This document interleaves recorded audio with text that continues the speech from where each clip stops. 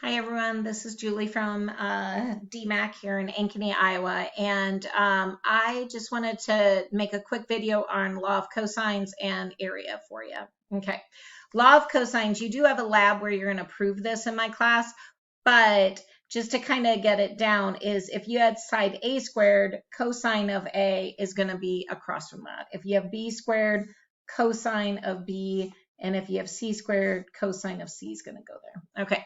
Then what happens is the other two sides you don't use are here. So b squared and c squared minus 2bc, right? Here you have a squared and what? C squared minus 2ac. And then here what's missing? A squared and b squared minus 2, what is it? ab. Okay. And again, these guys over here are all multiplied.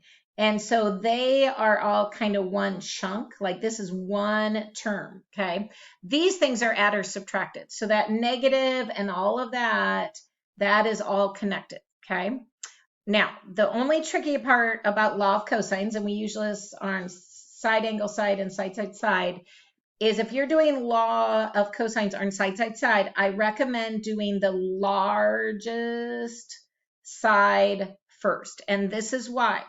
Because if you have the largest side first, that guarantees you're going to get the largest angle, because the largest angle is always across from the largest side, the smallest angle across from the smallest side, the medium angle across from the medium side.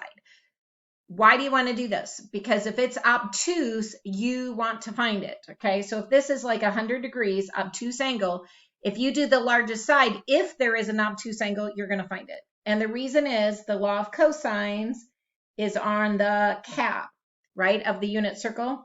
And so it's going to catch anything between 0 and 180, which would include obtuse angles, okay?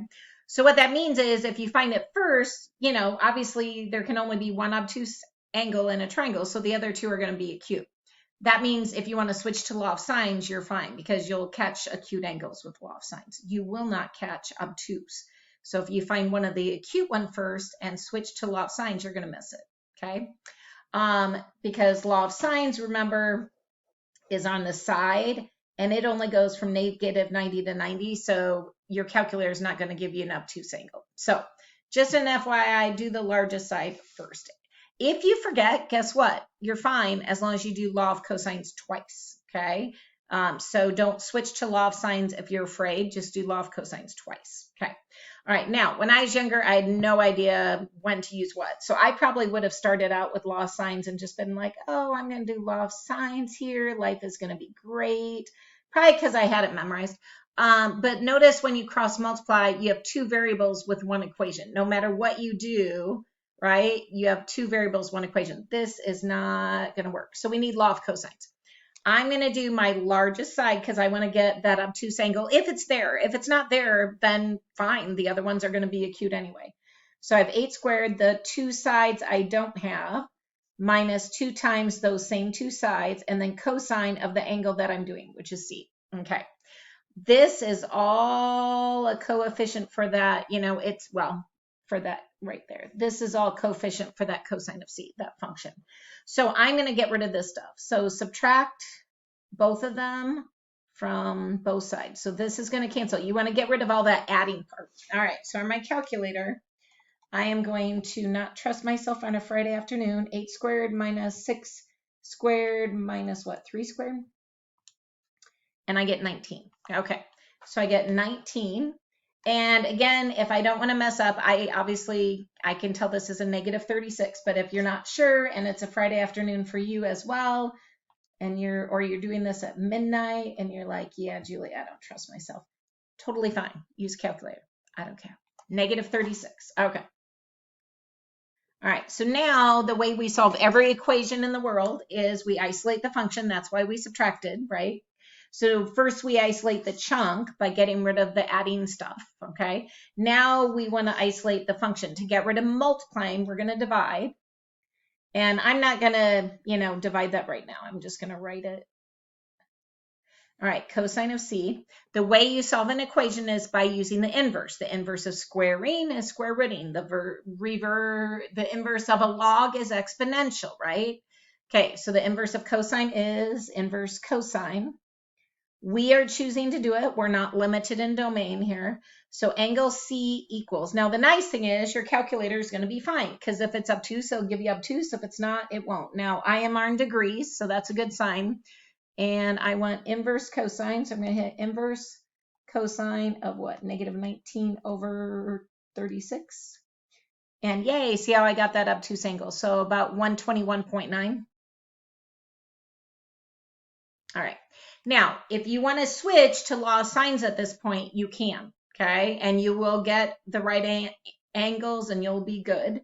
The other thing you could do is, if you're like, Julie, I'm afraid I'm going to forget to do the largest side first and I'm going to miss that obtuse angle and everything's going to fall apart.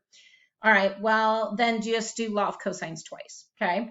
So I'm just going to do, let's do law of cosines. I'll do it on this piece of paper again. We'll just do it twice. It won't hurt. But again, if you do that the way I just did it, you can switch to law of sines. Okay, so let's just do, I don't know, the smallest angle. We did the largest, let's do the smallest. So I get 3 squared equals 6 squared plus 8 squared minus 2 times 6 times 8 cosine of the angle that's out there, which is A. Okay, again, first you want to isolate this chunk. So to do that, I got to get rid of the minus and the minus, because those are add or subtract. And so the way we inverse those is by adding or subtracting. Okay, again, Friday afternoon, so we are not taking any chances. Or at least I'm not. I'm not living dangerously. Negative 91. And again, what is that? 48. I think that's a negative 96.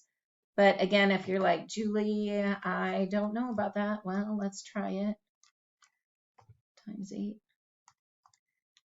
Yay. All right. And then I'm going to isolate my function by dividing both sides. So negative is a positive. So I get cosine of A, 91 over 96. How do you get rid of cosine? You do inverse cosine to solve it. I am choosing to do that. So angle A is approximately, all right, so I'm going to do inverse cosine of that. So I'm going to do inverse cosine, what do I have, 91 over 96. All right, I got 18.6 degrees. All right, so from the other page, we got that was that, what's A? Angle A is approximately 18.6. So then angle B, I could just subtract from 180. So if I take 180 degrees in a triangle, did I write it? Yeah, minus 18.6 minus 121.9, I get what, 39.5? And I'm good to go. Okay, I paused there because I wanted to show you, if you switch to law of sines, as long as you get the largest side on side, you do the largest, you could switch to law of sines, cross multiply, okay, so multiply that times that, divide by that, do inverse sine and get that acute angle, and then you could get the other one by taking 180 minus the 121.9 minus the 39.5. You'll still get there. The only thing is, if you don't do, what was C? C wasn't 18. What was it? It was just 8. I don't know why I wrote that. But if you don't get this obtuse angle first, though, that's going to mess you up. Okay, so if you're going to switch from law of cosines to sines, make sure you did this largest side first. Okay, if you're afraid, do law of cosines twice. You're going to be safer. All right, I'm going to pause. We'll switch into another problem.